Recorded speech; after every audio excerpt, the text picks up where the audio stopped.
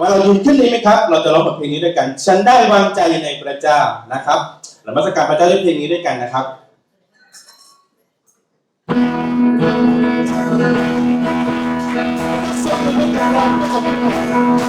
เราจะไปกันพระองค์ฉันได้วางใจในพระเจ้า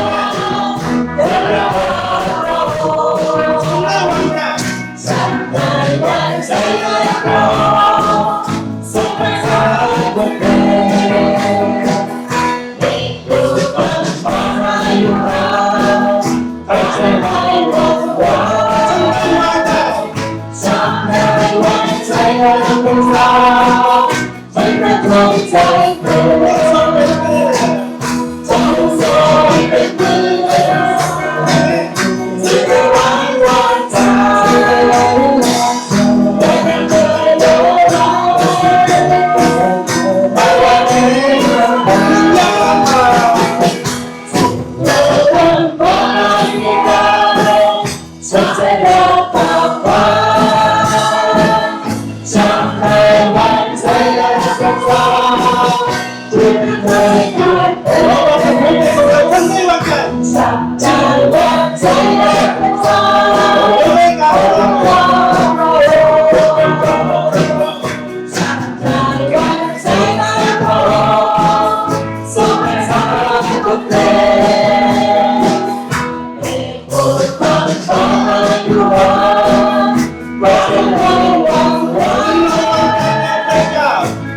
ได้วางใจให้ประคองใจเพื่อสายของเราเราทรงเป็นเพื่อนที่ได้ไว้วางใจและไม่เคยเลวร้ายไม่ว่าเหตุที่ยากลำบากอยากกลับบ้านเพียงใดฉันจะรอกลับบ้าน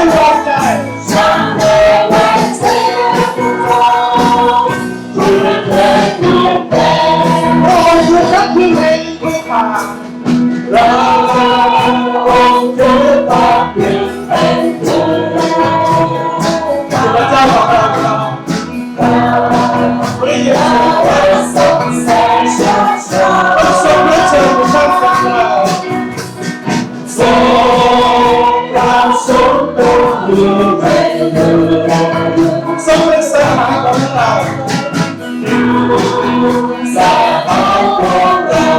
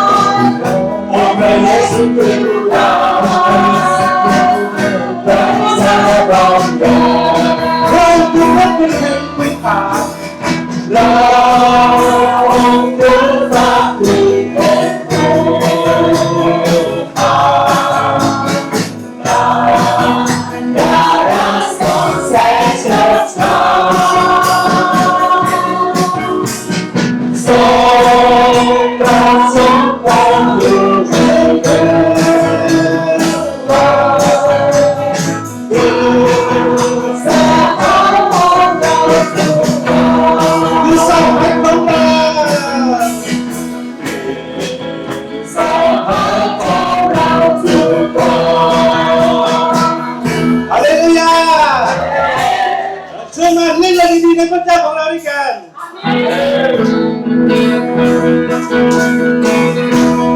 กำลังนึ่งเลยเชิญมา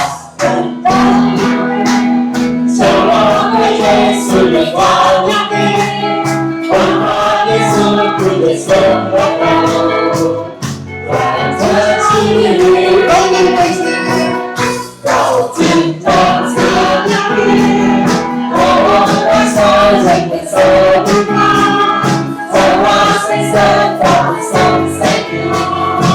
เรา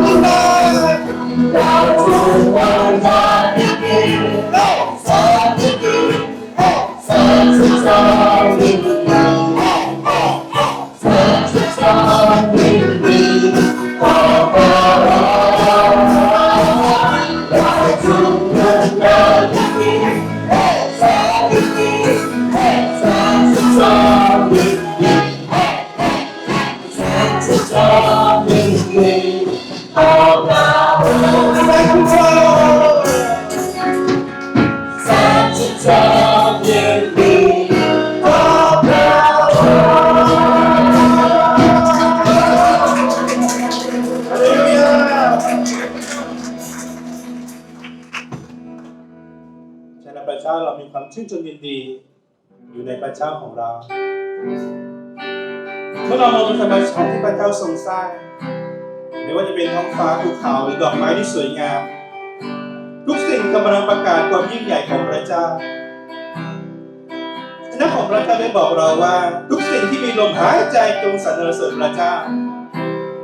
แค่แต่พระเจ้าครับวันนี้ชีวิตของเราต้องเข้ามาสรรเสริญพระองค์เราขอมอบเสียงเพลงจากหัวใจของเรานมัสการพระเจ้าที่แห่งนี้ที่สายน้ำแท้ชีวิตอยู่ไว้ก่อนนำเธอมาทำให้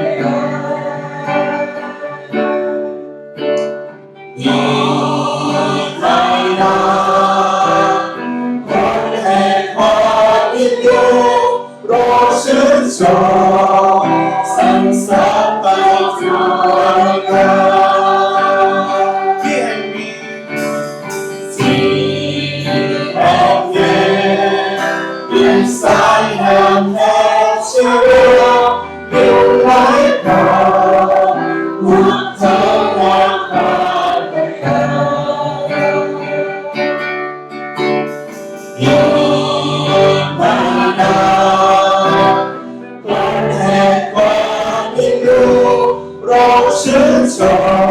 มสรรเสริญไปทั่วโลกทั้งดอกไม้และท้องฟ้าและสายลมและทะเลกว้างใหญ่ร้องสรรเสริญร้องสรรเสริญพระเยซูทั่วแผ่นฟ้าและดินฟ้าสุขหัวใจฉันรักษารักษาพระคุณพระเจ้าพระคุณพระเจ้าพระคุณพระเจ้าเวลานั้น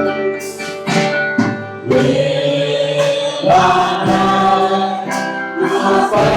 สว่างเอ่ยออกทุกคนได้มามองเห็นด้วยกัน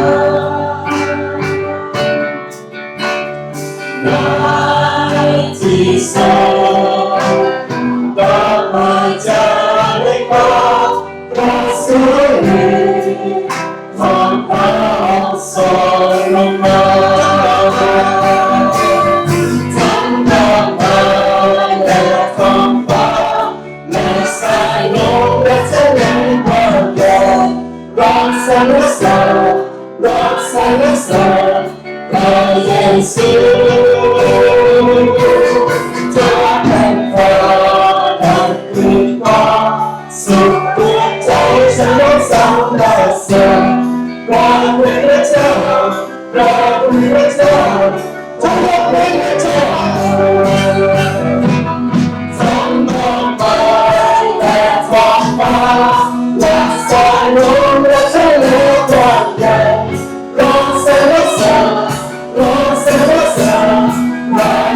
ซู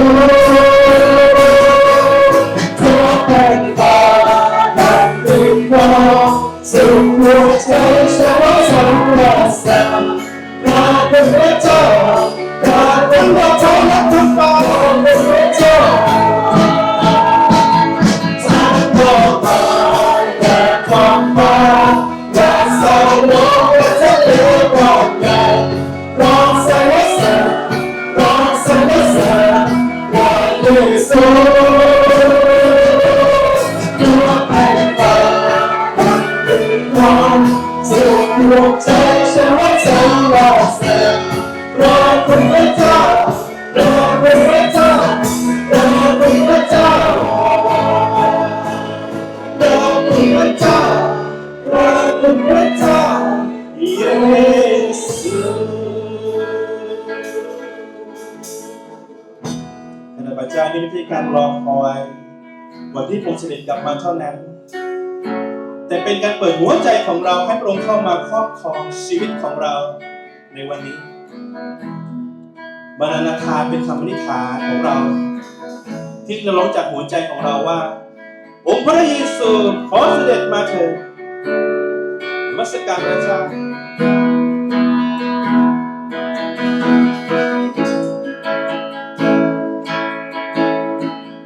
มารานาธาองค์พระเยซูทรงเสด็จมาเร็วเถิดที่สุดปลายแผ่นดินทุกชาติภาษาเชิญมาร้องเพลงสรรเสริญพระเยซูมารานาธาองค์พระเยซูทรงเสด็จมาเร็วเถิดที่สุดที่ประเทศ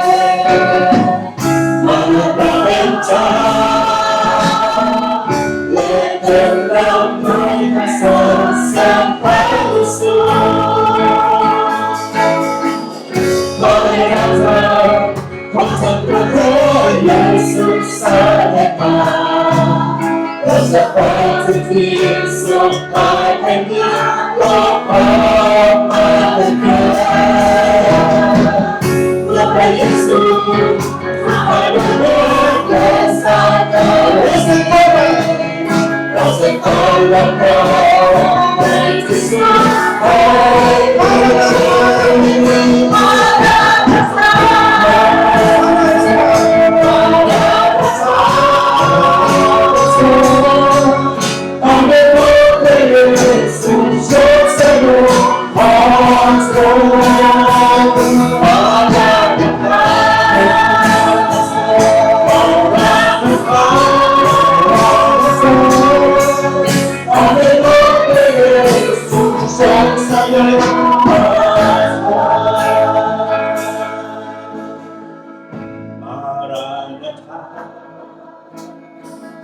องค์พระเย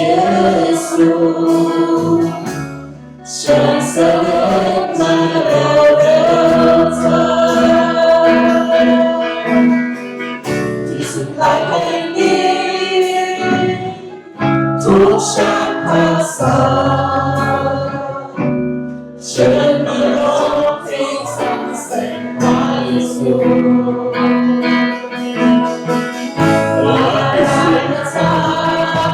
วิสการของเราแด่พระองค์พระเยซูทรงเสด็จมาเร็วเถิดให้สุดทุกประเทศ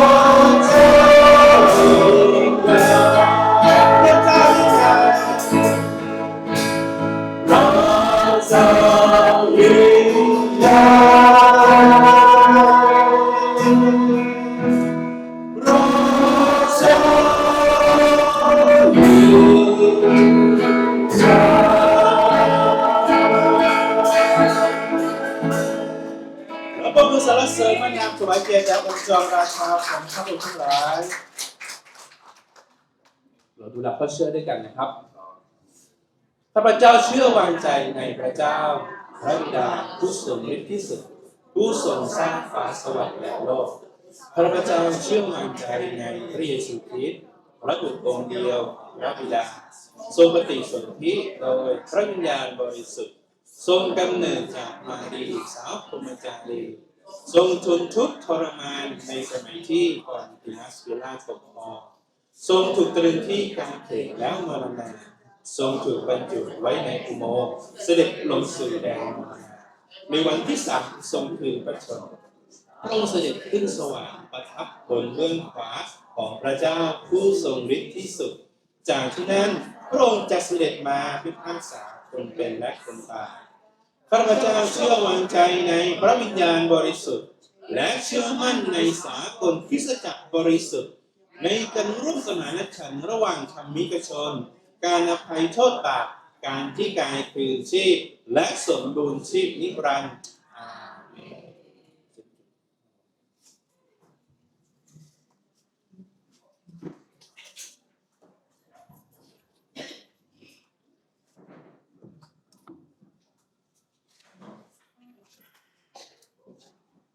พี่น้องนะคะตั้งใจที่จะอธิษฐานทูลต่อพระองค์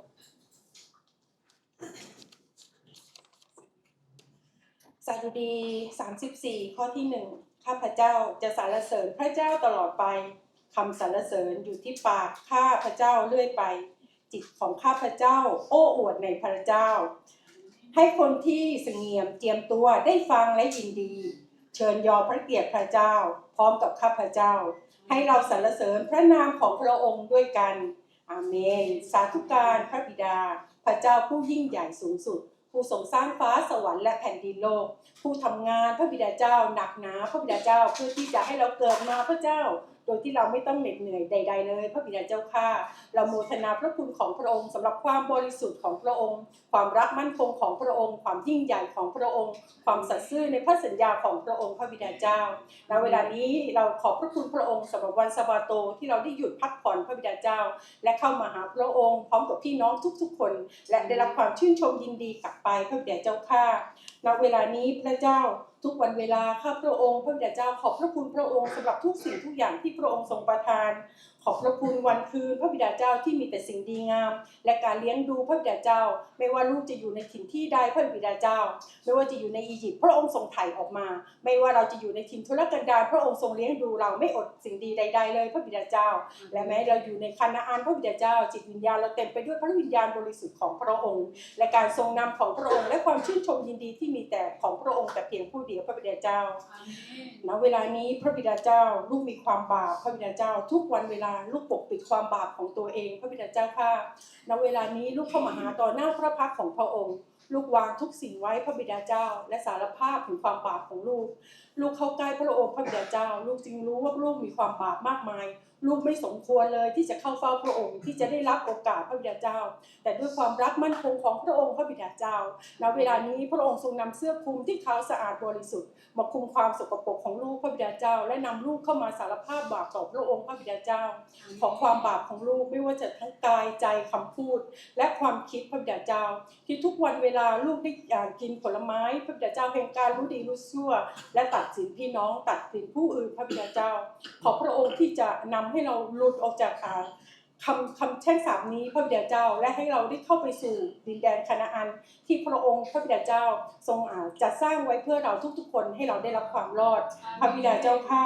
ณเวลานี้พระบิดาเจ้าลูกขออธิษฐานเผื่อพระบิดาเจ้าข้าทีมมิชชันนารีพระบิดาเจ้าที่ได้เข้ามาหาเราและแบ่งปันคานาอันกับเราพระบิดาเจ้าเราได้รับพระคุณนี้มากมายพระบิดาเจ้าได้รับความรู้ได้รับความรักและได้รู้ถึงแก่นแท้และคำสาปแช่งพระบิดาเจ้าซึ่งเราได้รับแล้วพระบิดาเจ้าและเราจะนำไปปฏิบัติและแก้ไขชีวิตของตัวเองพระบิดาเจ้าข้าลูกอธิษฐานเผื่ออาจารย์คิมอาจารย์ยองพระบิดาเจ้าที่ณเวลานี้เหน็ดเหนื่อยมากมายรวมทั้งอาจารย์บอยพระบิดาเจ้าขอพระองค์ผู้ที่จะเพิ่มเติมกำลังพระบิดาเจ้าให้กับอาจารย์คิมอาจารย์ยองอาจารย์บอยพระบิดาเจ้าที่พระองค์จะคุ้มครองดูแลและให้อาจารย์มีสุขภาพร่างกายที่แข็งแรงเพื่อทำภารกิจของพระองค์ทุกสิ่งทุกอย่างให้ประสบผลสำเร็จและงอกงามสวยงามพระบิดาเจ้าอธิษฐานเผื่อมิชชันนารีที่เข้ามาแบ่งปันคณะอันกับเราพระบิดาเจ้าข้ารวมทั้งอาจารย์โคพระบิดาเจ้าขอพระคุณและพระพรของพระองค์อยู่กับอาจารย์ทุกๆคนและทีมมิชชันนารีทุกๆคนพระบิดาเจ้าที่จะได้รับพระคุณและพระพรจากพระองค์เดินทางไปที่แห่งใดพระบิดาเจ้าพระองค์ทรงคุ้มครองปกป้องคุ้มครองภัยและมีแต่ความชื่นชมยินดีตลอดการเดินทางพระบิดาเจ้าณเวลานี้ลูกอธิษฐานเผื่อคริสตจักรของเราพระบิดาเจ้าขอพระองค์เปิดฟ้าสวรรค์ของพระองค์พระบิดาเจ้าที่จะทำให้คริสตจักรของพระองค์ได้รับการฟื้นฟูพระบิดาเจ้าที่มาจากองค์พระผู้เป็นเจ้าอธิษฐานเผื่อพี่น้องในพระกายพระคริสต์ของเราทุกๆคนพระบิดาเจ้าข้าที่ให้พี่น้องของเราพระบิดาเจ้ารู้จักหน้าที่ในพระกายของพระคริสต์พระบิดาเจ้าว่าเราทุกๆคนพระบิดาเจ้าไม่มีใครสมบูรณ์พระบิดาเจ้าแต่เราทุกคนมีส่วนในอวัยวะของร่างกายพระคริสต์และเราจะเติบโตไปด้วยกันพระบิดาเจ้าโมทนาพระคุณของพระองค์อธิษฐานพระบิดาเจ้าเพื่อการก่อสร้างพระวิหารของเราพระบิดาเจ้าขอพระองค์ที่จะเปิดฟ้าสวรรค์และแผ่นดินของพระองค์พระบิดาเจ้าที่จะเทงบประมาณมากมายพระบิดาเจ้าที่จะหลั่งไหลมาจากทั่วสารทิศพระบิดาเจ้าเมื่อพระองค์เปิดฟ้าสวรรค์ไม่มีใครปิดได้พระบิดาเจ้าลูกจึงเข้ามาหาพระองค์และอธิษฐานทูลต่อองค์ผู้เป็นเจ้าขอพระองค์เปิดฟ้าสวรรค์ของพระองค์เพื่อเทสมบัติพระบิดาเจ้าและคำของพระองค์เพื่อให้พระวิหารของพระองค์ประสบผลสำเร็จเป็นที่เชิดหน้าชูตาสวยงามพระบิดาเจ้าและให้คายร่างกายภายในของพระองค์ที่จะแข็งแรงไปด้วยพี่น้องของเราที่จะรักและสามัคคีกันถ่อมใจฟังซึ่งกันและกันและเติบโตไปด้วยกันให้ภายในแข็งแรงและร่างกายภายนอกบริบูรณ์และเป็นสง่าราศีแห่งองค์พระผู้เป็นเจ้าแต่เพียงผู้เดียวพระบิดาเจ้าข้าณเวลานี้ลูกขออธิษฐานเผื่อช่างครูช่างพาคุณยาและช่างทุกคนที่เข้ามาทำงานในพระวิหารของพระองค์ขอทุกๆคนได้รับความชื่นชมยินดีและสง่าราศีจากพระองค์และการคุ้มครองให้คนงานของเราปลอดภัยจากอุบัติเหตุไม่เกิดสิ่งดีไม่เกิดสิ่งที่ไม่ดีใดๆขึ้นพระบิดาเจ้าแต่ให้หัวใจของเขาชื่นชมยินดีในความรักมั่นคงของพระองค์ตลอดไปเป็นนิรันดร์พระบิดาเจ้าณเวลานี้ลูกอธิษฐานเผื่อชายแดนของเราพระบิดาเจ้าคือชายแดนไทยเขมรพระบิดาเจ้ามีประชากรมากมายได้รับผลกระทบจากภัยสงครามพระบิดาเจ้ามาจากผู้คนที่มีอำนาจเพียงไม่กี่คนพระบิดาเจ้าทำให้เราสองประเทศพี่น้องพระบิดาเจ้าที่จะหมางใจกันขอพระองค์ผู้ทรงนำทุกสิ่งทุกอย่างพระองค์ผู้ทรงยิ่งใหญ่สูงสุด ไม่มีปัญหาใดที่พระองค์แก้ไขไม่ได้ลูกทั้งหลายจึงเข้ามาหาพระองค์และอธิษฐานเพื่อพี่น้องของเราทั้งสองประเทศที่จะรักใคร่ปรองดองโดยไม่มีที่ผู้ที่มีอำนาจพระบิดาเจ้าให้เขาที่จะมีความคิดไม่เห็นแต่ประโยชน์ส่วนตัวของเขาเองแต่เห็นแก่ประชาชนของเราของการฟื้นฟูประเทศไทยพระบิดาเจ้าขอให้ประเทศไทยเป็นประเทศที่พระองค์ทรงเลือกและมีคริสตจักรเกิดขึ้นมากมายและฟื้นฟูประเทศไทยของเราพระบิดาเจ้าข้าโมทนาพระคุณของพระองค์อธิษฐานเพื่อทีมมิชชันนารีที่เข้ามาพระบิดาเจ้าและเดินทางต่อไปขอให้ท่านทุกคนเดินทางด้วยความปลอดภัยพระบิดาเจ้าและกิจกรรมในบ่ายวันนี้และตลอดทั้งวันนี้ให้เป็นการทรงนำจากพระองค์แต่เพียงผู้เดียวพระบิดาเจ้าข้าให้ทุกสิ่งทุกอย่างลูกวางใจที่จะวางไว้ในพระหัตถ์อันทรงฤทธิ์ของพระองค์ความกังวลกวายของลูกพระบิดาเจ้าไม่เกิดประโยชน์สิ่งใดๆแต่ทุกสิ่งที่ลูกวางไว้ในพระหัตถ์อันทรงฤทธิ์ของพระองค์สิ่งนั้นย่อมเกิดผลที่มาจากพระองค์ทั้งสิ้นอธิษฐานและโมทนาพระคุณของพระองค์อธิษฐานในพระนามพระเยซูคริสต์เจ้าอาเมนข้าแต่พระบิดาแห่งข้าพระองค์ทั้งหลายผู้ทรงสถิตในสวรรค์ขอให้พระนามของพระองค์เป็นที่เคารพสักการะขอให้แผ่นดินของพระองค์มาตั้งอยู่ขอให้เป็นไปตามพระทัยของพระองค์ในสวรรค์เป็นอย่างไรก็ให้เป็นไปอย่างนั้นในแผ่นดินโลกขอทรงโปรดประทานอาหารประจำวันแก่ข้าพระองค์ทั้งหลายในการวันนี้และขอทรงโปรดยกบาปผิดของข้าพระองค์เหมือนข้าพระองค์ยกโทษผู้ที่กระทำผิดต่อข้าพระองค์นั้นและขออย่านำข้าพระองค์เข้าไปในการทดลองแต่ขอให้ข้าพระองค์พ้นจากสิ่งชั่วร้ายเหตุว่าราชอำนาจและฤทธิเดชและพระสิริเป็นของพระองค์สืบไปเป็นนิจอาเมนเราร่วมใจนมัสการพระเจ้าด้วยการถวายทรัพย์ด้วยกันนะครับ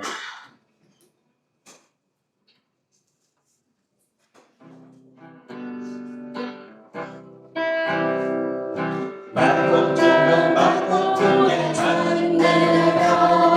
เรื่องมายามาใช้ทุกประเด็นให้เลยให้เราตั้งใจพอจะทำที่เราเอา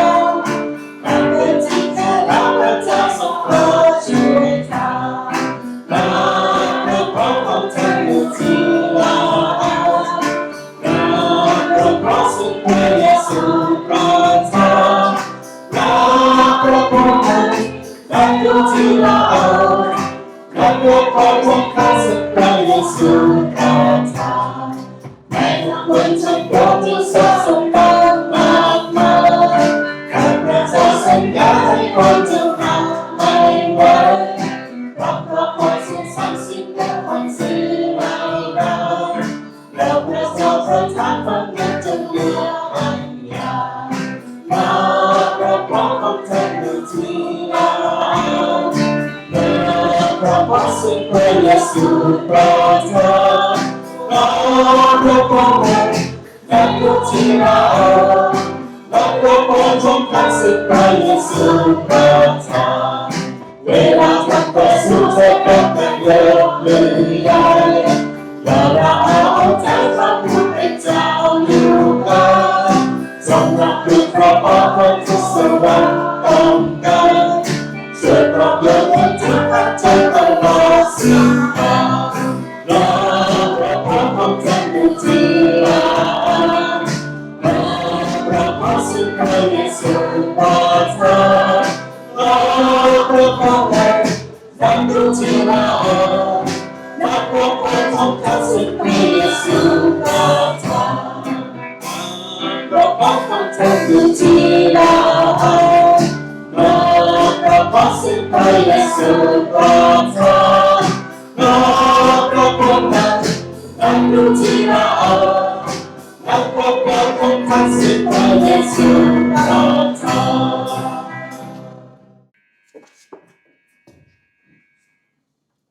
은혜로 일어나 주시죠. 헌금만 드리는 게 아니라 우리 자신도 드리는 시간입니다. 우리 이 시간에 같이 기도하겠습니다. พระเยซูเจ้าข้าขอบคุณสำหรับวันนี้เข้ามานมัสการแด่พระองค์เจ้าข้า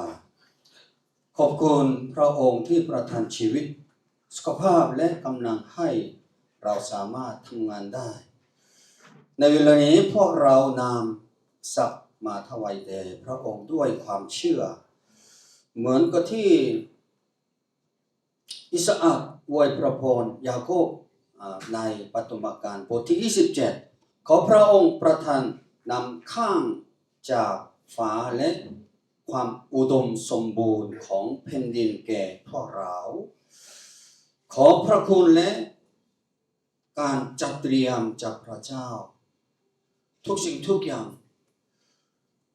ครอบครัวลูกหลานและทุกด้านของชีวิตเราขอให้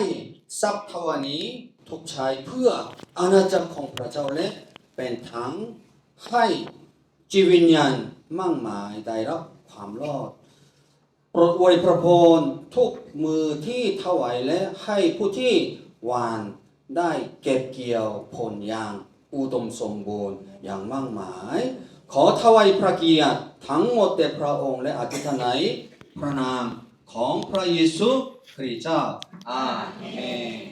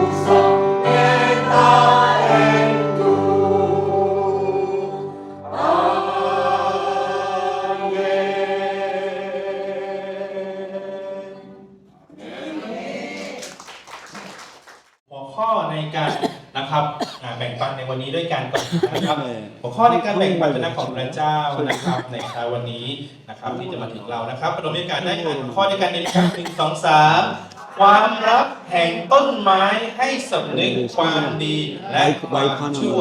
นะครับปฐมกาลบทที่3ข้อที่4ถึงข้อที่8นะครับ ปฐมกาลบทที่3ข้อที่4ถึงข้อที่8นะครับเรายืนขึ้นนะครับให้เกียรติคณะของพระเจ้าและอ่านคณะของพระเจ้าด้วยกันนะครับปฐมกาลบทที่3ข้อที่4ถึงข้อที่5งูจึงพูดกับหญิงนั้นว่าพวกเจ้าจะไม่ตายแน่เพราะพระเจ้าทรงทราบอยู่ว่าพวกเจ้ากินผลจากต้นไม้นั้นวันใดตาของพวกเจ้าจะสว่างขึ้นในวันนั้นแล้วพวกเจ้าจะเป็นเหมือนอย่างพระเจ้าคือรู้ความดีและความชั่วปฐมกาลบทที่3ข้อที่6เมื่อหญิงนั้นเห็นว่าต้นไม้นั้นดีน่ากินทั้งเป็นต้นไม้น่าปรารถนาที่ทำให้เกิดปัญญาจึงเก็บผลไม้นั้นมากินแล้วส่งให้สามีที่อยู่กับเธอกินด้วยเขาก็กินเชิญผู้ชมนั่งลงได้นะครับติดอยู่ด้วยครับท่านของพระเจ้าขอเชิญอาจารย์คิมครับ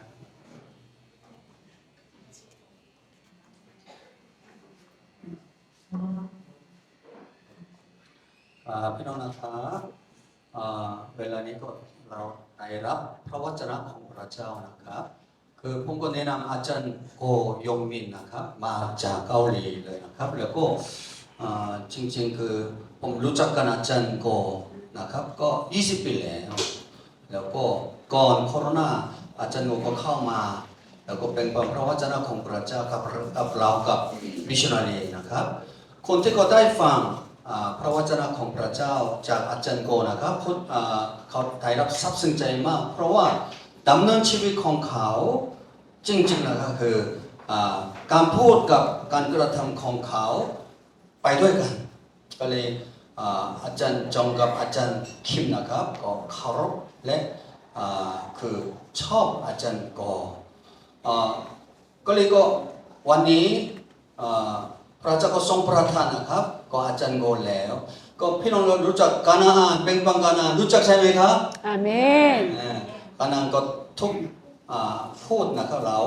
เป็นปัญญานะครับ제가 고목사님을 알게 된 건 한 20년 됐고요. 코로나 전에 우리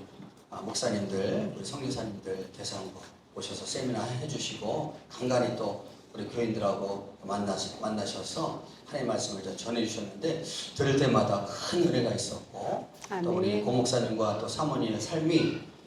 그냥 말만 하는 게 아니라 그 말씀을 전하는 대로 살려고 하시는 그런 모습들을 볼 때 제가 큰 비검이 되고 참 어떻게 그렇게 살아가시나 그런 생각이 들면서 우리도 그렇게 살아내야 되겠다라는 그런 마음으로 늘 우리 고목사님을 대하고 있습니다.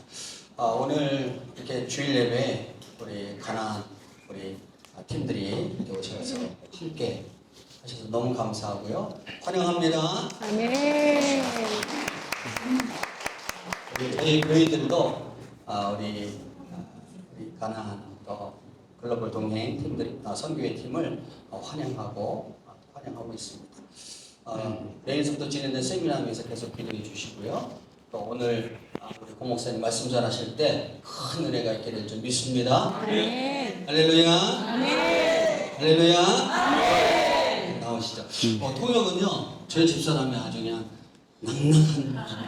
목소리로 통역을 하면 그 목소리만 들어도 저는 너무 좋아요.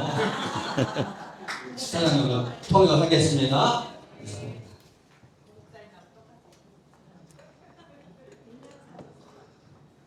목사님 쓰시고.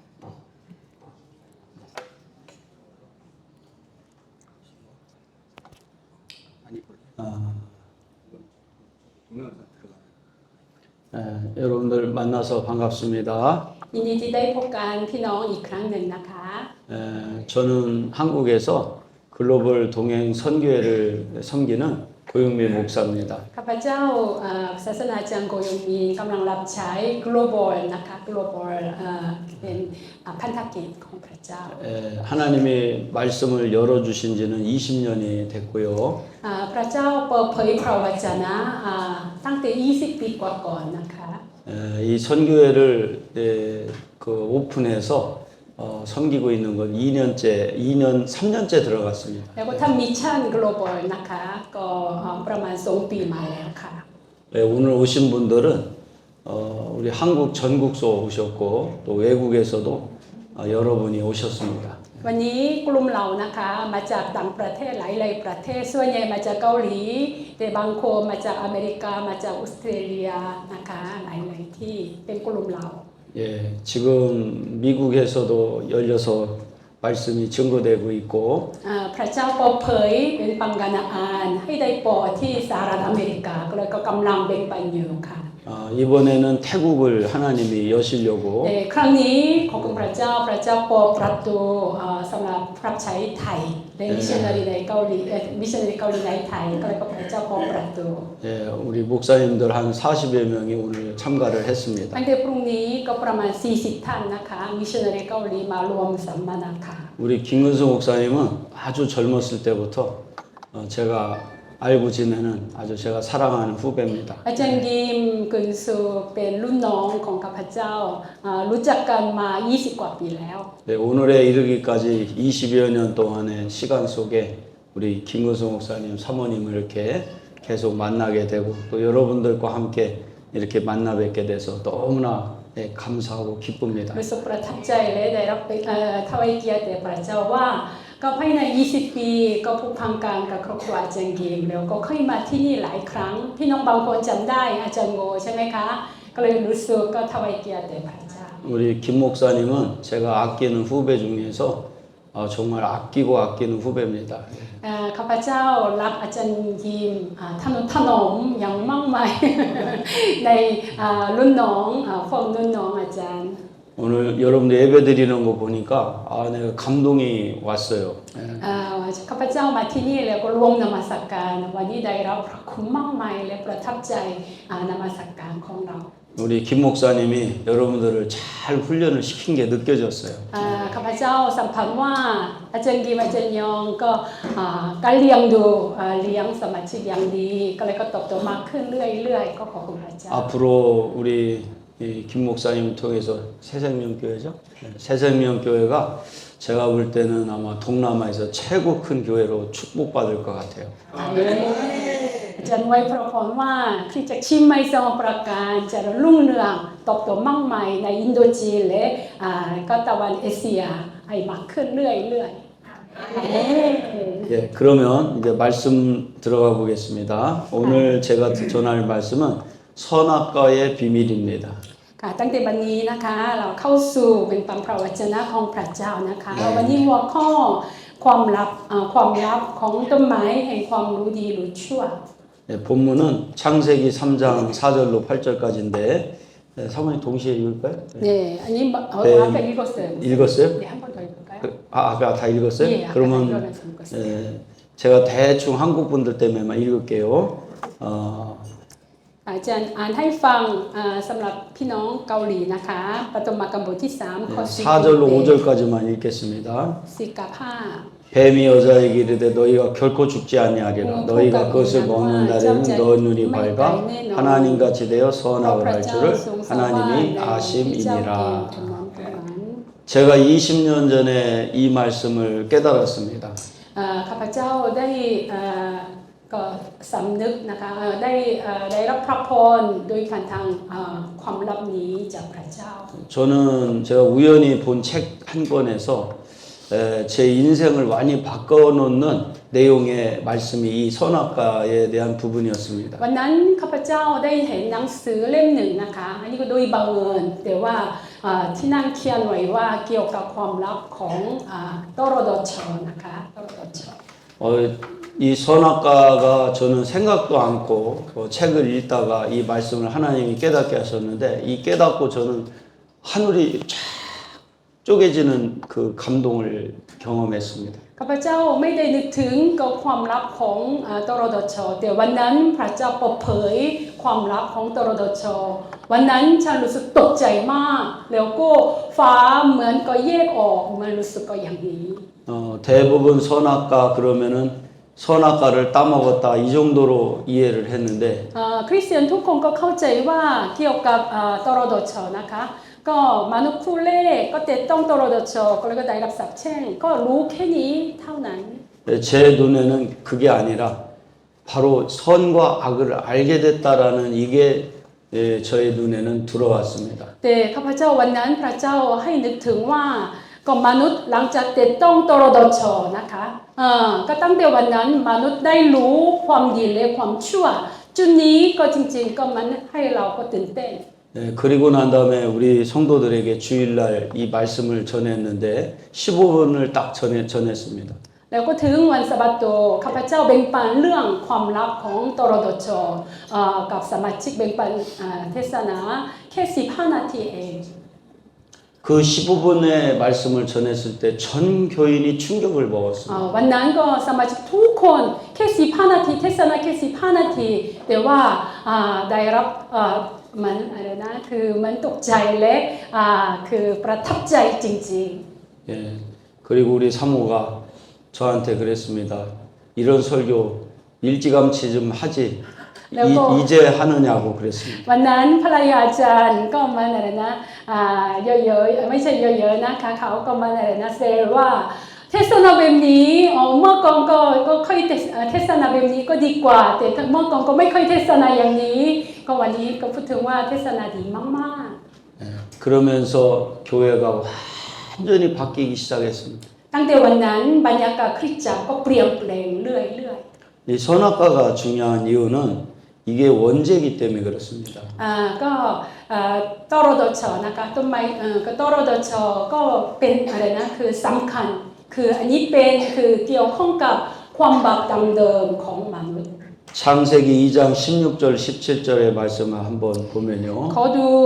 ปฐมกาลบทที่2ข้อ16 17นะคะ 여호와 하나님이 그 사람에게 명하여 이르시되 동산 각종 나무의 열매는 내가 임의로 먹되 선악을 알게 하는 나무의 열매는 먹지 말라. ตามใจชอบ แต่ผลของต้นไม้แห่งการรู้ถึงความดีและความชั่วนั้นห้ามเจ้ากินเพราะในวันใดที่เจ้ากินเจ้าจะต้องตายแน่ 예. 여기 보니까 각종 에덴 동산의 각종 나무 열매는 먹어도 되는데 선악을 알게 하는 나무는 먹지 말라 이렇게 나왔어요. พระเจ้าสั่งอาดัมกับเอวว่าทำได้ทุกอย่างก็ผลแห่งต้นไม้อยู่ในสวนเอเดนแต่ว่าห้ามกินตรดชเท่านั้น 지금 우리가 선이 뭔지 악이 뭔지를 알게 된 거는 이 아담 하와 때 이 선악과를 먹었기 때문에 알게 된 겁니다. ปัจจุบันนี้เรารู้มีความรู้ความดีความดีและความชั่วนั้นเนื่องจากอาดัมกับเอวาได้กินตรดชใช่ไหมคะ 이 선악과의 사건은 단순한 불순종이 아닌 하나님의 권한을 침해한 인간의 타락을 상징합니다. อันนี้คือเหตุการณ์เรื่องตรดชนะคะอันนี้คือไม่ใช่เป็นเพียงกับไม่เชื่อฟังเท่านั้นแต่เป็นสัญลักษณ์ของการล้มลงของมนุษย์ที่ก้าวไกลสิทธิอำนาจของพระเจ้า 선악과를 먹는 순간 인간은 하나님과 같이 되려는 교만으로 인해 영적인 눈이 어두워지고 선악을 기준으로 판단하는 세계로 떨어지게 됩니다. เมื่อมนุษย์นะคะเมื่อมนุษย์แต่ต้องตรดชตั้งแต่เวลานั้นเขาดวงตาไฟวิญญาณก็มืดบอดลงเนื่องจากความย่อหยิ่งของมนุษย์นะคะก็เลยก็เขาตกเป็นเหมือนอะไรนะคือเขาตัดสินด้วยเหตุผลด้วยถูกหรือผิดก็ความคิดของตนเอง 이는 하나님의 말씀에 순종하는 삶에서 벗어나 이성적 판단으로 살아가는 저주의 삶으로 이어졌습니다. นี่แหละอันนี้คือหลังจากแต่ต้องตรดชมนุษย์ทุกคนนะคะก็ตั้งแต่อาดัมกับเอวานะคะเขาไม่ได้เชื่อฟังพระวจนะของพระเจ้าแต่เขาทำแทนเขาตัดสินซึ่งกันและกันด้วยเหตุผลของตัวเอง 그러나 이 생명나무 원리, 즉 용서와 사랑, 순종으로의 회복만이 인간을 다시 에덴의 평화로 이끌 수 있는 길입니다. แต่มีหนทางที่เดียวนะคะมนุษย์ที่ทะลำลึกลงไปเนื่องจากการตัดสินและใช้เหตุผลของตนเองแต่ว่าเมื่อได้กินต้นแห่งชีวิตผลไม้ก็ต้นไม้แห่งชีวิตอันนั้นคือจริงๆเป็นหลักการของต้นไม้แห่งชีวิตนะคะคือการให้อภัยความรักและเชื่อฟังพ พระวจนะเท่านั้นอันนี้นำเราไปให้เข้าไปสันติสุขของสวนเอเดน 예, 이 선악과는 선악을 판단할 권한이 우리 인간에게는 없음을 말하고 ก็ 있습니다. ให้ดูประเด็นสำคัญได้ไหมคะให้ดูจอนะคะอันนี้คือเขียนไว้แล้วอันนี้คือประเด็นสำคัญนั้นคือต้นไม้แห่งความรู้ดีความชั่วคือตรดชนะคะอันนี้คือเป็นสัญลักษณ์ว่ามนุษย์ไม่มีสิทธิอำนาจที่จะตัดสินความดีและความชั่วด้วยตนเอง 저희 교회는 한국에서도 아주 시골 중에 시골에 있는 교회입니다. คือจากเรานะคะอยู่ในชนบทในเกาหลีใต้ 저희 교회가 촌나보 처치입니다. คือจากเราคือจากชนบท 아니 그러고 보니까 우리가 교회를 세운 지역도 촌나보시네요. เมื่อก่อนอาจารย์ก็เคยสร้างคริสตจักรที่ชนบทที่จังหวัดบุรีรัมย์ขอนแก่นเคยสร้างคริสตจักรที่ขอนแก่นนะคะแต่คริสตจักรตั้งชื่อชนบท 저희가 촌나보 교회를 세울 때 우리 김 목사님 사모님이 그때 처음으로 그 교회 봉헌식 때 오셨었습니다. เวลานั้นคืออะไรนะคือสร้างเสร็จเรียบร้อยอาจารย์กิมอาจารย์ยองก็เพิ่งถึงประเทศไทยก็แล้วก็อุ้มจีวรแล้วก็ขึ้นรถบัสแล้วก็ร่วมนมัสการพิธีปอนที่ขอนแก่นนะคะคริสตจักรชนบท 예, 그때만 해도 참 저도 젊었고 우리 김 목사님도 젊었었는데 벌써 20년이란 세월이 흘렀네요. เวลานั้นเราหนุ่มๆมากแต่ตอนนี้เราทำมา20กว่าปีแล้ว 그런데 제가 아무것도 뭐 내세울 거 없는 시골교회 목사인데 제가 이 선악을 나누면 안 된다는 이 원리를 제가 이해하고 난 다음부터 순종을 했더니 지금 세계적인 목사가 돼가고 있습니다. จริงๆก็เมื่อก่อนข้าพเจ้าก็มันเพลงน้อยที่สุดไม่มีวุฒิอะไรใดๆเพราะว่าเป็นผู้รับใช้ในชนบทก็คริสตจักรเล็กๆด้วยแต่ว่าได้สำนึกความลับตรดชแล้วก็เชื่อฟังปฏิบัติตามเรื่อยๆพระเจ้ายกชูชีวิตอาจารย์โวให้ได้เป็นอาจารย์มีชื่อเสียงทั่วโลก 작년 7월에 저희가 미국에 들어가서 지금 이번 태국 집회 끝나면 3차 24강을 위해서 제가 미국에 또 들어갑니다. ปีที่ผ่านมาไปอเมริกาก็เลยก็ร่วมแบ่งปันกันนะ24 โบสถ์แต่ปีนี้ก็มาประเทศไทยแล้วก็ปีหน้าไปอเมริกาอีกด้วย 내년 1월에는 뉴질랜드가 아마 저희가 들어가야 될 것 같습니다. เดือนมกราปีหน้านะคะจะเข้าไปประเทศนิวซีแลนด์ด้วยนะคะ 예, 그때 이제 호주도 들어가야 될 것 แล้ว 같습니다. ก็นิวซีแลนด์แล้วก็ออสเตรเลียด้วย 예, 그리고 이제 지금 중국도 조만간에 제가 들어갈 거라고 แล้วก็ 예정하고 있습니다. เดียวจะเปิดประตูประเทศจีนด้วยก็เลยก็จะเข้าไปแบ่งปันกันอาหารที่ประเทศจีนด้วย 예, 이렇게 하나님이 기반을 만들어 주신 것은 제가 선악을 구분하지 않았기 때문에 여기까지 올 수 있었습니다. จริงๆก็ก่อขึ้นเรื่องนี้ก็พระเจ้าให้เผยแพร่เรื่องก็จะรุ่งเรืองเกี่ยวกับการแบ่งปันกันอาหารนั้นข้าพเจ้าก็ตั้งใจไม่อยากตัดสินผู้อื่นและตามความตนเองความคิดตนเองแล้วก็ปฏิบัติตามเรื่อยๆถึงเวลาพระเจ้ายกชูชีวิตของข้าพเจ้าอย่างนี้ 인간은 불순종을 통해 이성 중심의 타락한 세계로 진입하게 되었습니다. ด้วยการไม่เชื่อฟังมนุษย์จึงเข้าสู่โลกที่เสื่อมทรามและยึดเหตุผลเป็นศูนย์กลางใช่ไหมคะ 신앙은 이성적이면 안 됩니다. การดำเนินชีวิตคริสเตียนนะคะเราก็ติดสนิทกับการเหตุผลตามหลักการเหตุผลไม่ได้ 제가 이 사역을 오픈하고 난 다음에 2달 정도 됐을 때 하나님 앞에 기도했습니다. ร่วมก็ทำงานเกี่ยวกับพันธกิจglobal นะคะประมาณ2 เดือนผ่านมาพระเจ้าตรัสกับข้าพเจ้าว่า 커피를 마시러 갔는데 너무 그 커피숍이 산 위에 있는데 아름다운 거예요. 그래서 제가 하나님 앞에 하나님 이런 커피숍과 같이 아름다운 동산을 하나만 있으면 좋겠습니다라고 하나님 앞에 잠깐 기도를 드렸습니다. วันหนึ่งอาจารย์ก็ได้ไปเนินเขานะคะเพื่อจะกินกาแฟแต่ว่าเนินเขาสวยมากแล้วก็มันร้านกาแฟก็มันสวยมากๆเลยก็อธิษฐานในใจว่าขอพระเจ้าประทานสถานที่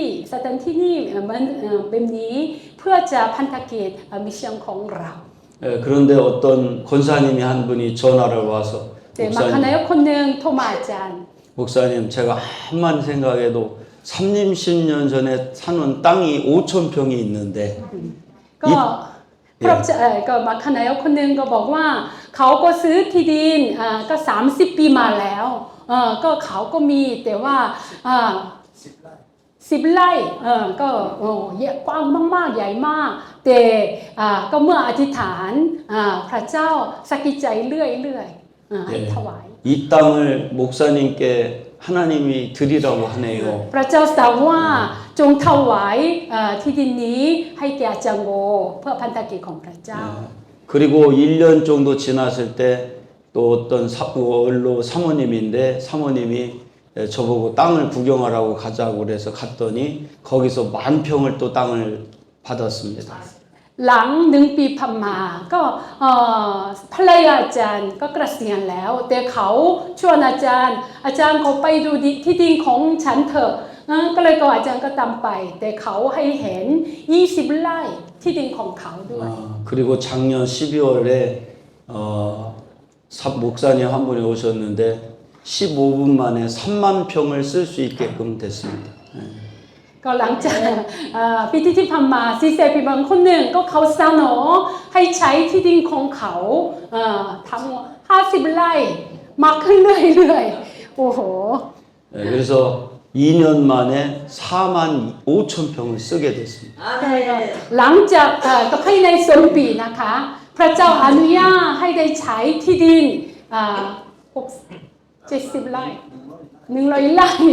ร่พระเจ้าประทานแก่เรา 네. อาเมน 이것을 인간의 이성으로는 이해가 안 됩니다. อันนี้คือเข้าใจไม่ได้เกินความเข้าใจด้วยความคิดสมองของมนุษย์ใช่ไหมคะ 네, 그러면서 하나님이 새벽에 말씀을 전하는데 저한테 이 땅에는 하나님께 드려진 땅이 있다. 이 땅에는 하나님께 드려진 교회가 있다. 이 땅에는 하나님께 드려진 물건이 있다. 이 땅에는 하나님께 드려진 사람들이 있다. พระเจ้าตรัสกับข้าพเจ้าในวันหนึ่งนะคะที่ท่านเช่าตรูแต่พระเจ้าตรัสกับข้าพเจ้าว่าในโรงนี้ก็ทรัพย์สินที่จะเตรียมไว้เพื่อพันธกิจของเรามีคนที่จะเตรียมไว้เพื่อพันธกิจของเราพระเจ้าตรัสแก่ข้าพเจ้าแล้ว 예, 그러면서 선악을 나누는 이성적인 생각만 갖고 있지 않는다면 하나님께서 무한대로 주실 수 있다라고 하셨습니다. พระเจ้าตรัสกับข้าพเจ้าว่าถ้าเจ้า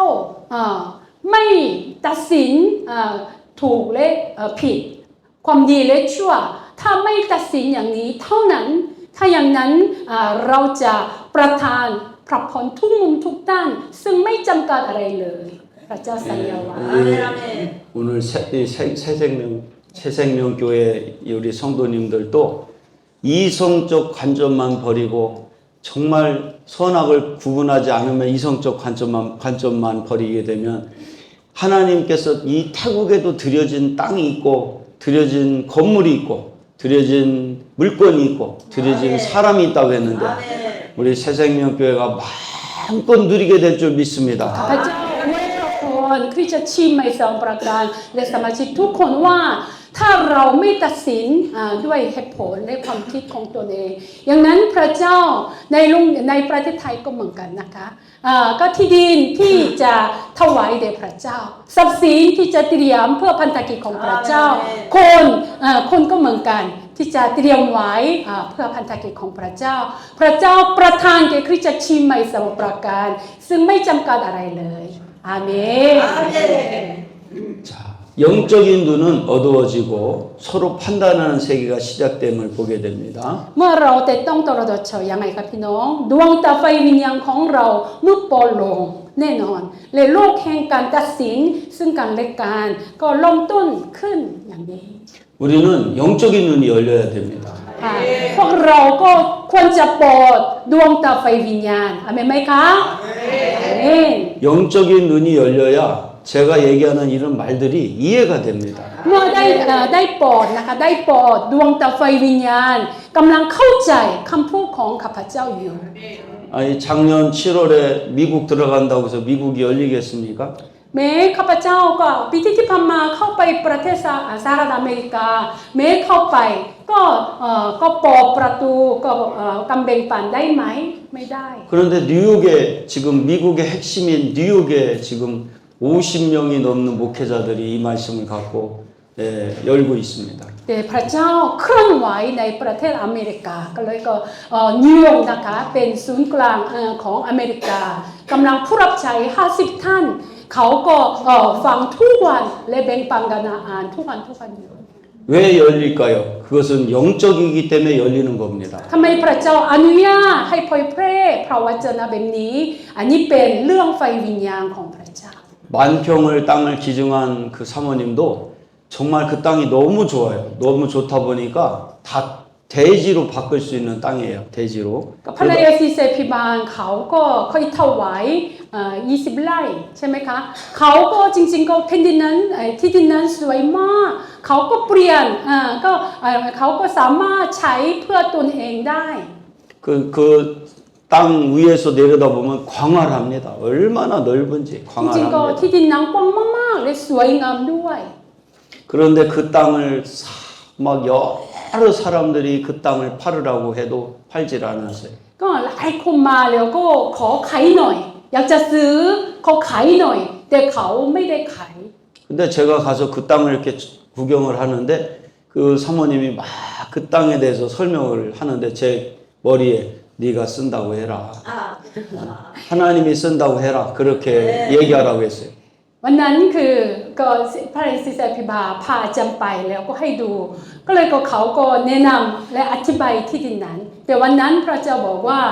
ที่ดินนี้จะมอบให้แก่เจ้าก็เลยก็เจ้าจงใจกล้าและพิชิตแผ่นดินนี้ที่ดินนี้ด้วยความเชื่อเถิด 그랬더니 그 사모님이 아주 좋아하셨어요. 왜냐 누구도 다 팔으라겠지 쓴다는 사람이 한 사람도 없었어요. ทุกคนก็มาแล้วก็ให้ขายแต่ว่าอาจารย์มาแล้วก็บอกว่าพระเจ้าสั่งว่าใช้ขอให้ใช้คือแผ่นดินนี้ที่ดินนี้ก็เลยก็เขาก็ตกใจทุกคนก็ให้ขายแต่ว่าให้ได้ใช้ไม่มีก็เลยก็ตกใจ 제가 보니까 그 사모님은 누군가 주님이 쓰시겠다고 하는 사람이 나타나기를 바랬던 거예요. ก็ภรรยาอาจารย์เขาก็รอคอยเหมือนอะไรนะคืออะไรนะลาตัวลานะคะพระเจ้าบอกว่าข้าพเจ้าจะฉายใช่ไหมคะก็เลยก็รอคอยน้ำพระทัยของพระเจ้า 지금도 우리가 이성적 관점을 끝내고 이 정말 영적인 관점을 갖게 되면 주가 쓰시겠다는 말이 저처럼 나오게 되고 땅을 얻게 되고 역사가 일어날 줄 믿습니다. เมื่อเราพร้อมไฟวิญญาณของเราก็ดวงตานะคะดวงตาไฟวิญญาณก็ปนอยู่และเราทำใจและเราตามพระวจนะของพระเจ้าเชื่อฟังเท่านั้นถ้าอย่างนั้นก็พระเจ้าจะเตรียมทุกอย่างเพื่อให้ใช้พันธกิจของพระเจ้าอาเมนไหมคะอาเมน 그래서 회복의 말씀에 순종하는 생명나무의 원리로 돌아가야 됩니다. ก็เลยก็การฟื้นฟูคือการกลับคืนสู่หลักการของต้นไม้แห่งชีวิตคือการเชื่อฟังพระวจนะของพระเจ้า 제가 어떤 일이 있어도 매일같이 새벽 말씀을 놓치지 않고 말씀을 전하고 있습니다. ข้าพเจ้ารักษาวันสะบาโตแบ่งปันพระวจนะในอธิษฐานเช้าตรู่ทุกวันไม่ว่าก็คือเรื่องใดๆไม่ค่อยขาดนะคะ 왜 그러냐면 하나님 말씀이 생명나무이기 때문에 เพราะว่าพระวจนะเป็นต้นไม้แห่งชีวิตอาเมนไหมคะ 매일같이 생명나무의 말씀의 원리를 붙들어야 우리가 선악과의 저주를 끝낼 수가 있습니다. ทุกวันเรายิ้มมั่นอันนี้คือหลักการแห่งต้นไม้แห่งชีวิตก็เลยก็เรามีชีวิตไฟวิญญาณก็ฟื้นฟูสามารถเอาชนะทุกด้าน 믿음은 들음에서 난다고 그랬듯이 이 ความเชื่อ 말씀을 ก็ขึ้นจากความการได้ยินใช่ไหมคะ 하나님 말씀을 잘 자꾸 우리가 듣게 되기를 축원합니다. ก็อวยพระพรทุกท่านว่าขอฟังพระวจนะทุกวันเถอะอาเมน 하나님 말씀은요 자꾸 들어야 돼요. พระวจนะของพระเจ้าเราต้องฟังทุกวันเรื่อย 자꾸 들으면 들을수록 우리가 이 선악의 저주가 끝나고 다른 사람을 미워하고 정죄하는 게 끝나고 우리가 서로 사랑하고 함께 가는 역사가 임할 줄 믿습니다. ยิ่งฟังพระวจนะของพระเจ้ายิ่งแล้วตัดสัมพันธ์มันถูกสับเช่งตลอดชใช่ไหมคะแล้วก็เราวิญญาณของเราก็ขึ้นเชื่อฟังพระวจนะและการให้อภัยและรักพี่น้องได้ 여기 6번으로 넘어가시죠. 예.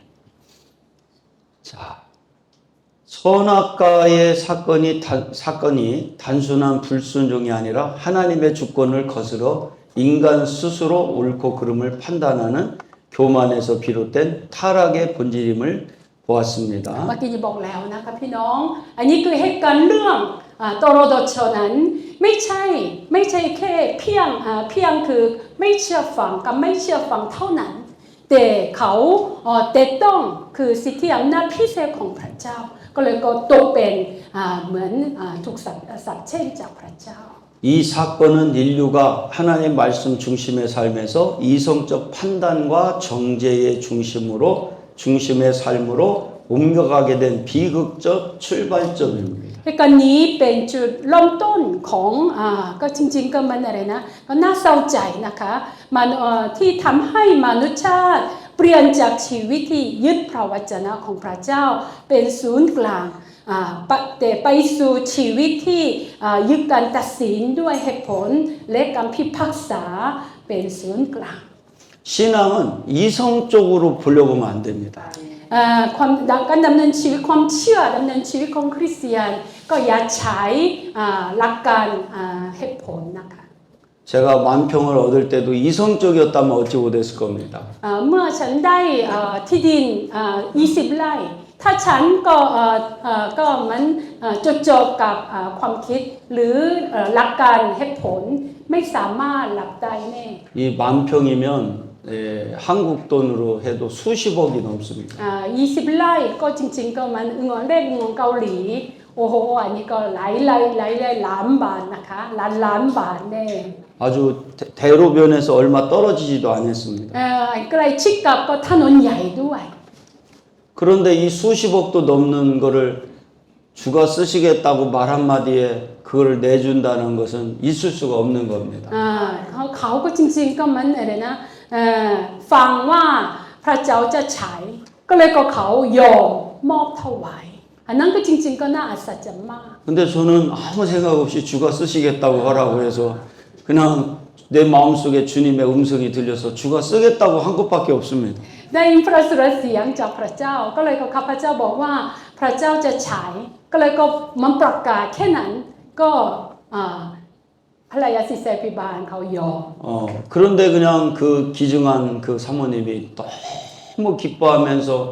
모든 퍼즐이 맞춰준다 이렇게 เขา 고백을 했습니다. ก็ดีใจมากแม้มีโอกาสหลายครั้งนะคะได้ขายแต่เขา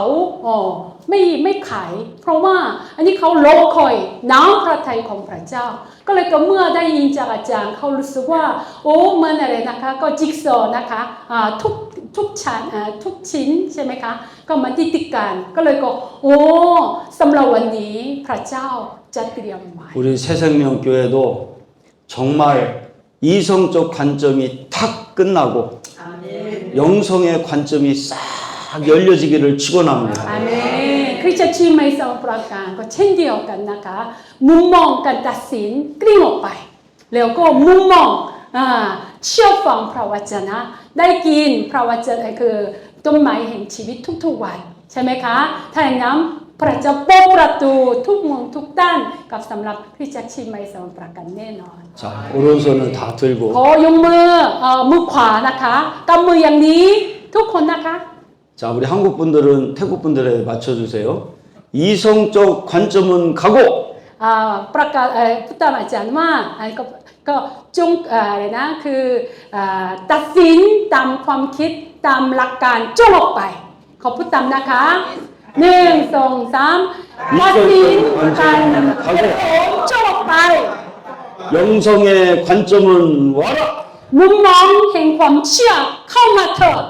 มุมมองแห่งความเชื่อเข้ามาเถิด 가자. ไปด้วยกันไปด้วยกันอาเมน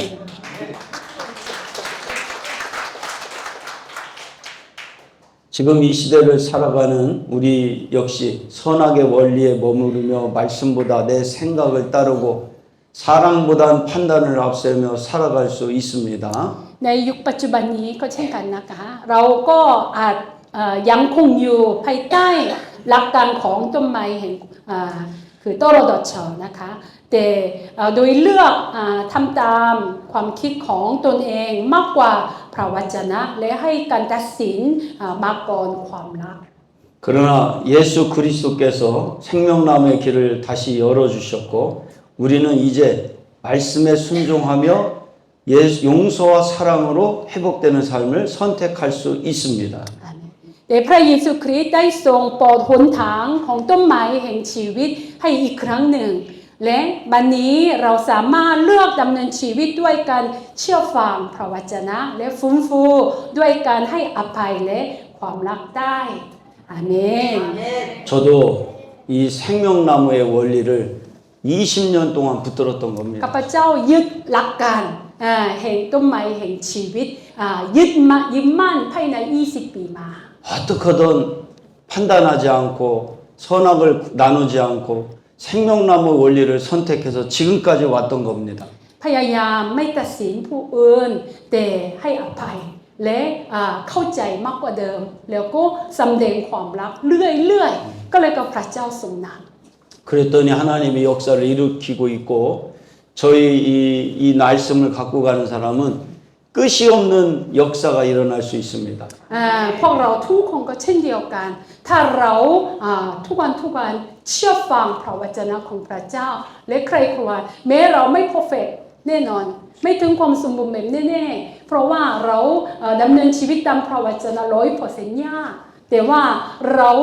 นี่เป็นมาตรฐานใช่ไหมคะก็เลยก็เราเชื่อฟังพระวจนะแล้วก็ทุกวันยอมจำนนต่อพระวจนะท่านนั้นพระเจ้าทรงนำเราอย่างแน่ 선악의 원리로 사면 사람을 미워하고 정죄할 수밖에 ถ้า 없습니다. เราตามหลักการตรดชนะคะถ้าอย่างนั้นเกลียดชังคนแล้วก็มีปัญหาในความสัมพันธ์แน่นอน 우리 예수님의 말씀의 핵심은 사랑입니다. แต่พระวจนะพระเยซูของเรานั้นอันนี้เกณฑ์เทคืออะไรคะความรัก 이 사랑해라는 이 관점을 열어가야만 우리가 다 영적인 세계가 열립니다. ก็เลยก็เรายอมให้อภัยแล้วก็เข้าใจแล้วก็พยายามรักมากขึ้นเรื่อยๆถ้าอย่างนั้นเราก็เปิดประตูก็อะไรนะคือโลกแห่งไฟวิญญาณแน่นอน 끝으로 하나님의 말씀은 생명이요 생명은 곧 회복입니다. ข้อสรุปว่าพระวจนะของพระเจ้าคือชีวิตและชีวิตคือการฟื้นฟูอาเมนไหมคะอาเมน 생명의 세계로 자꾸 나가야 회복이 일어납니다. เราเข้าไปโลกแห่งชีวิตเรื่อยๆอย่างนั้นก็ก่อขึ้นฟื้นฟูทั้งจิตวิญญาณจิตใจร่างกายอย่างแน่นอน 자, 손 한번 ขอ 들으시고 ยกมือขึ้นอีกครั้งหนึ่ง 생명의 세계로 나가야 회복이 있다. จงเข้าไปอาณาจักรนะคะอาณาจักรแห่งชีวิตพูดตามนะคะจงเข้าไปอาณาจักรแห่งชีวิต 가자! ไปด้วยกันไปด้วยกัน 가자! ไปด้วยกันอาเมน 가자! ไปด้วยกันอาเมน 잡을 수가 있어.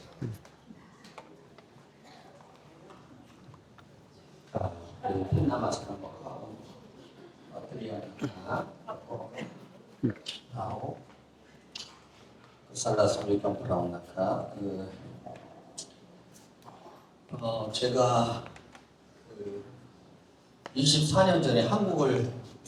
떠나올 때 그때 제가 6월 20 6일 날 2002년 2월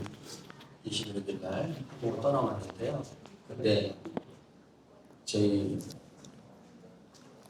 국가대표 축구 국가대표 선수가 월드컵 4강 올라갔을 때 그래서 그 제가 올려놓고 오느라고 얼마나 힘들었는지 그때 하나님이 파송을 하면서 저에게 말씀하셨어요. 내 손을 거치는 자가 주께 돌아옵니다. 그리고 참 중요한 말씀하셨는데 사랑의 능력을 바른 길로 인도하는 사랑의 능력을 허락하셨다고 그랬어요. 근데 그 얘기를 다 그때 들었는데 그때는 무슨 얘기인지 잘 몰랐어요. 그냥 선교사 나와서 파송받기 그냥 바쁘고 그래가지고 그런데 세 가지 말씀인데 한 가지는 뭐냐면 무궁화 같은 선교사 된다. 무궁화 같은 선교사 무슨 얘기인지 아세요? 무궁화 같은 선교사는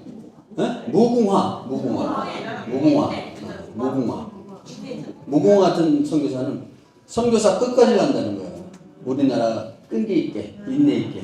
그 세 가지 말씀하셨는데 제가 지금 돌아보니까 그게 그대로 이루어지고 있어요. 그래서 하나님이 말씀하시면요 그대로 되는 거예요. 그래서 그 안에 여러 가지 그 훈련들이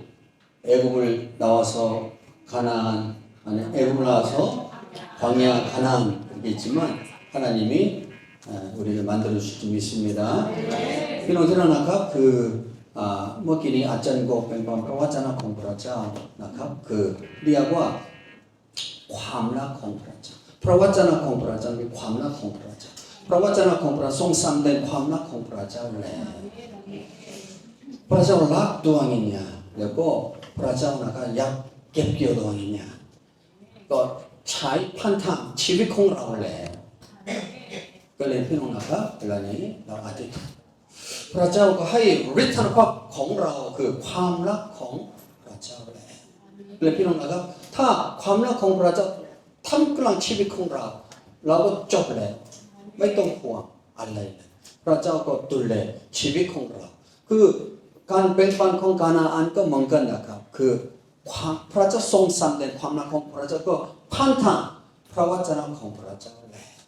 เวลานี้เราตอบสนองนะครับคือสารสัญญาณของนะครับคือจิตวิญญาณของข้าจะสรรเสริญผู้พัน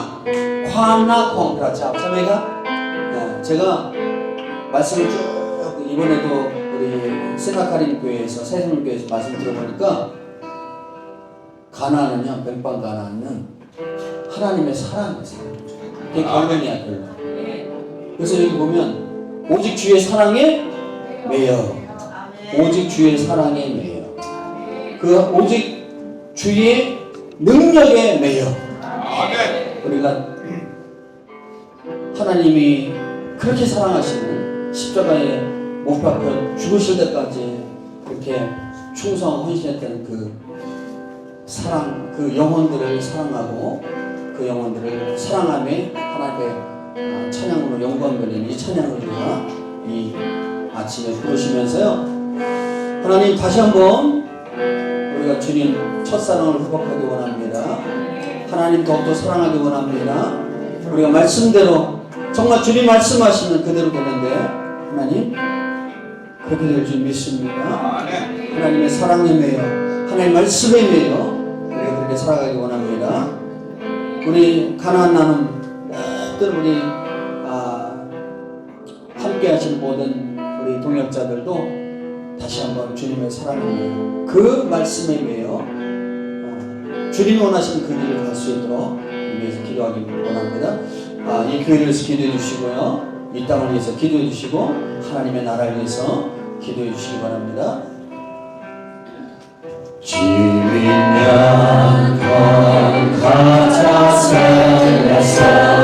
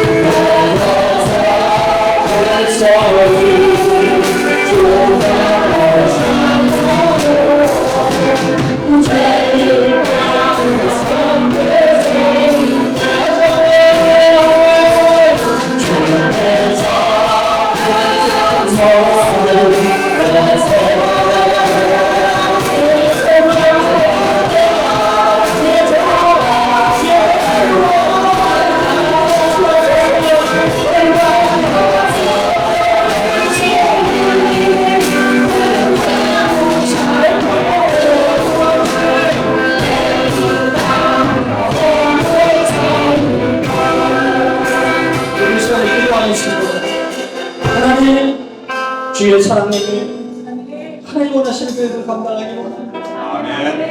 그 주의 사랑의 그 말씀에 의하여 우리가 주의 제물 돼서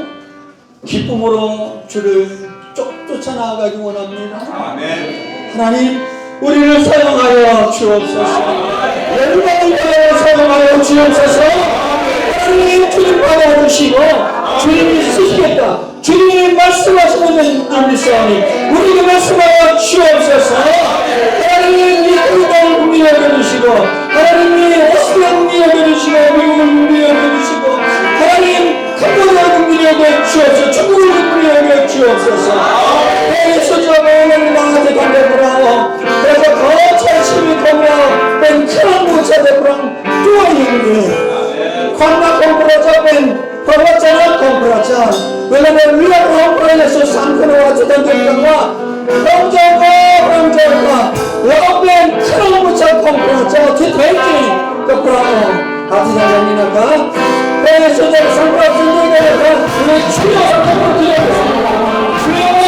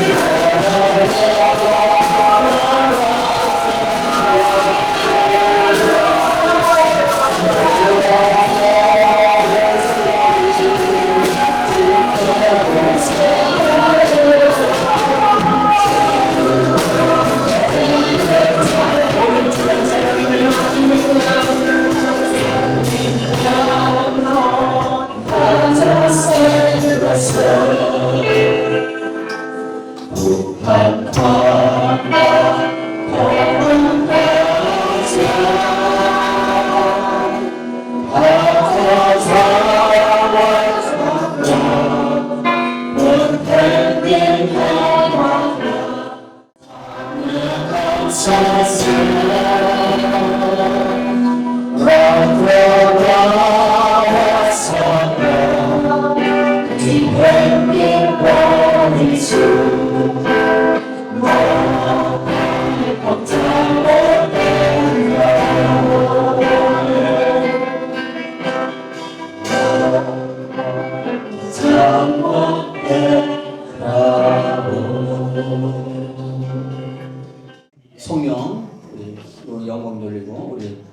목사님 다시 한번 나오셨어요. 우리 태국과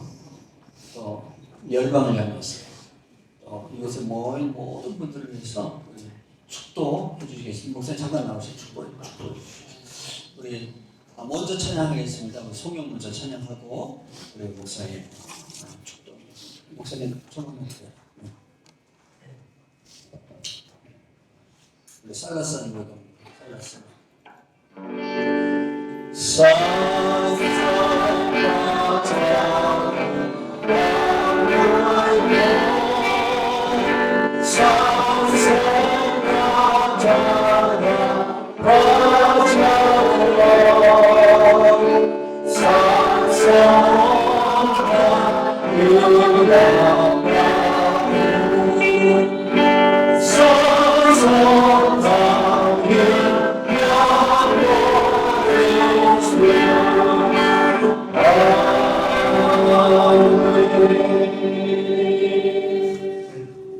지금은 이 땅에서 하나님의